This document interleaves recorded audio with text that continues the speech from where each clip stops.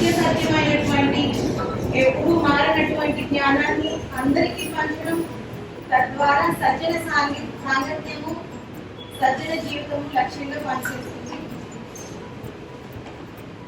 అసలు హిందూ బడి ప్రారంభించాలి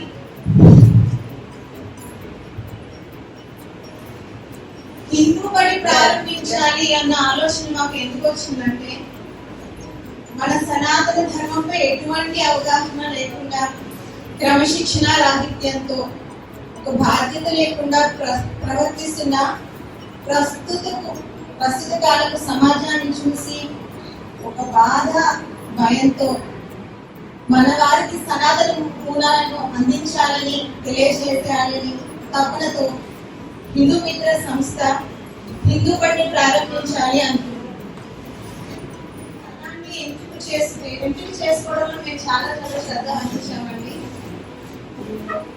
ఏమంటే, మేము హిందూ బడిని ప్రారంభించింది జనవరి నెలలో, కానీ అంతకు ముందు 3 నెలలుగా అంటే అక్టోబర్ నెల నుంచి ఒక ఆలోచన వచ్చి, ఆ ఆలోచన వచ్చిన తర్వాత మా వ్యవస్థాపకులైన డాక్టర్ మల్లాది శ్రీనివాస్ శాస్త్రి గారు మరియు హిందూ మిత్ర సభ్యులు, హిందూ బృందం సభ్యులు అందరూ కలిసి ఆ ప్రాంతానికి వెళ్ళి అక్కడ ఉన్న పరిస్థితులు ఏంటి, అక్కడ ఉన్న తల్లిదండ్రుల స్థితిగతులు ఏంటి, మా హిందూ బడి అక్కడ ఎంతవరకు ఉపయోగపడుతుంది అవన్నీ ఆలోచించి అక్కడ హిందూ మిత్ర సభ్యులు, హిందూ మిత్ర బృందం అవసరాలు ఏంటి అని తెలుసుకొని వారు అంగీకరించిన తర్వాత అక్కడ ఒక అంగన్వాడీలో ప్రతి ఆదివారము ఒక 2 గంటల సమయాన్ని కేటాయించి హిందూ బడి నిర్వహించడానికి మేము వారి అంగీకారం తీసుకున్నాము. కాబట్టి ఇది హిందూ బడి ఏఎస్ఆర్ నగర్, సీతమ్మధార, విశాఖపట్నంలో ఉంది.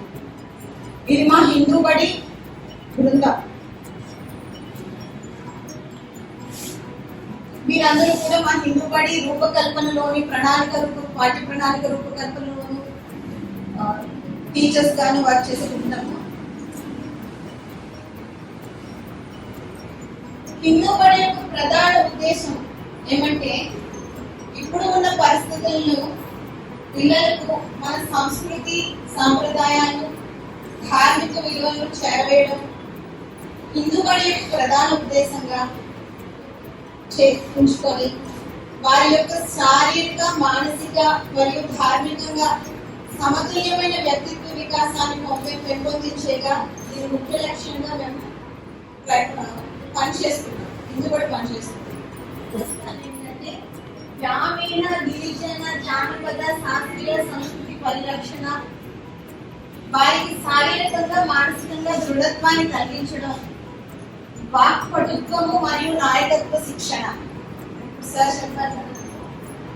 అదేవిధంగా వ్యక్తిత్వ వికాసము, ప్రాచీన శాస్త్ర సంపదతో పరిచయము, సమాజ బలం పెంపు, తద్వారా భవిష్యత్ తరాలకు మార్గదర్శనము, కాలాత్మక మార్పులకు అంటే మనం పరిరక్షణ.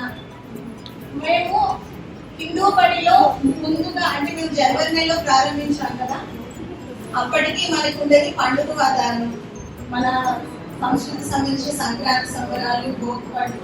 సో ఇటువంటి పండుగ వాతావరణాన్ని ఆదిలోనే పిల్లలకు తెలిసే విధంగా మేము అప్పుడు పిల్లలకు రంగవల్లుల పోటీలు, సంప్రదాయ వేషధారణ పోటీలు,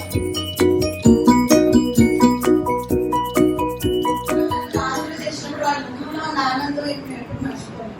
ఇదంతా మాకు అనుభూతి అండి. అందుకే నేను చెప్తున్నాను, ఆ రోజు మాకు ఎంత ఆనందం, మా పిల్లలు కూడా మేము భోగిపళ్ళు వేసినప్పుడు అంత ఆనందం. అన్ని పిల్లలు రౌండ్ గా కూర్చొని భోగిపళ్ళు వేయించుకొని ఆ ముగ్గులు వేస్తున్నప్పుడు మాస్టర్ వస్తుంది సమాజ పరమని వాళ్ళలో వాళ్ళు ఒకరికొకరు ప్రోత్సాహం చేసుకొని నువ్వు అలా వేయి, ఇలా వేయి అనుకుంటూ వారు వేసుకుంటూ వెళ్ళడానికి విశ్వాసం చేస్తాము. అక్కడ సెటిల్ డౌన్ అవుతారు. వాళ్ళు నేను ఏది చెప్పడానికైనా వాళ్ళు రెడీగా ఉంటారు. సో ఆ విధంగా ముందుగా ఆ ప్రయత్నం చేయడానికని మేము ధ్యానం చెప్పాము.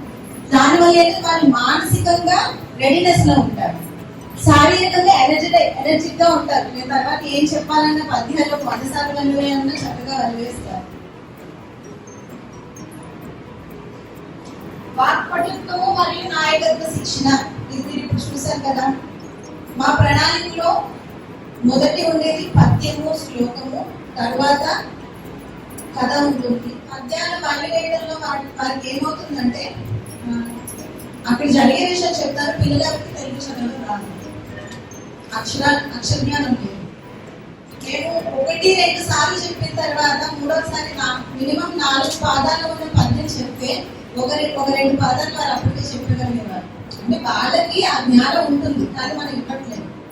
సో ఈ వాక్పటుత్వము నాయకత్వ శిక్షణ ఏ విధంగా వస్తుంది? వాక్పటుత్వం వస్తే నాయకత్వ శిక్షణ తనకు అభివృద్ధి వాళ్ళలో ఉన్న ఏంటి, నాలో ఏముంది అని వాళ్ళకి తెలియకుండా వాళ్ళకి తెలిసే విధంగా ఒక చిన్న ప్రయత్నం చేయడం జరిగింది. తద్వారా వాళ్ళలో ఉన్న వ్యక్తిత్వ సెల్ఫ్ డెవలప్మెంట్ అనేది ఇంక్రీజ్ అయింది. సమాజ బల పెంపు, ఎప్పుడైతే ఈ కార్యక్రమాలన్నీ జరుగుతారో వారికి ఒక ఏకత్వ భావన వస్తుంది, యూనిటీ. మనం అందరం కలిసి ఉంటే ఈ విధంగా చేయొచ్చు. సింగిల్ గా చేస్తారా అంటే మేము తినేసి చెట్లు మీద వేస్తాము, చెట్లు వస్తాయి కదా, ఒక అమ్మాయి అంటే ఈ విధంగా ఏంటంటే గ్రూపింగ్ అనేది వాటికి ఎప్పుడైతే బలం తెలుస్తుంది అని నలుగురు మేము కలిస్తే మేము ఈ విధంగా చేయొచ్చు. తర్వాత ఇంకొక 2 ఆధారాలు మరి రథసప్తమి పండుగ వచ్చింది కదా, మాకు ఏమైనా చేయిస్తారా? మీరు చేయించి ఆ రోజు సూర్య నమస్కారాలు చేయించాలి అంటే దండంగా ఉంటుంది. అక్కడ అదే జరుగుతుంది. చిన్న చిన్న ప్రసాదాలు పెట్టడం అంటే ఇప్పుడు రథసప్తమి ఒక ప్రసాదం తయారు చేసుకోవడం వెళ్తాం. ఈ రోజు స్పెషల్ అయితే సంక్రాంతిలో మేము స్వీట్లు చాక్లెట్లు ఇచ్చేవాళ్ళం కాదు, అరిసెలు మోసుకడ అని. పేరెంట్స్ అంటారు మేడం టైం అవుతుంది పిల్లలు తీసుకువెళ్ళాలి. ఆసక్తి ఉన్నప్పుడు టైంతో కాదండి, కంటెంట్ తో మనం చూసుకోవాలి. ఈ కంటెంట్ నేర్చుకుంటే ఎంత ఉపయోగపడుతుంది మన భవిష్యత్తులో మనకి. ఎందుకంటే కంటెంట్ మనకి ఓరిలే రాదండి, మనం ఒక దగ్గర నుంచి నేర్చుకోవాలి. లేదంటే మనందరిగా మనగా నేర్చుకున్నా ఆ వచ్చిన శ్లోకంలో జీవితాన్ని చెప్పనేది ఏకాగ్రత ఉంటుంది. ఆ ఒక్క శ్లోకంలో జీవితంతో నిలబడిపోతాడు. ఈ విధంగా తల్లిదండ్రులు మీ నిత్యంగా మీరు చేస్తున్న పనుల్లోనే మనము వాళ్ళకి ఏ విధంగా మనం చెప్తే వెళ్తుంది అనే ఒక చిన్న ఆలోచన చేసుకొని మన బాధ్యత దీనిలో చాలా ఉంది. కాబట్టి మీరు సిలబస్ ని ప్రణాళికబద్ధంగా రూపుదిద్దుకోవడం, దానికి అనుగుణంగా ప్రిపేర్ అవ్వడం, దాన్ని పిల్లల ముందు చెప్పడం. మనం తప్పు చెప్తే పిల్లలు తప్పే నేర్చుకుంటారు, మంచి కరెక్ట్ గా చెప్తే కరెక్ట్ నేర్చుకుంటారు. కాబట్టి ఈ విధంగా మనకున్న అవరోధాన్ని మనం అధిగమించడానికి సొల్యూషన్ మార్గాలు అనేవి మన చేతులు.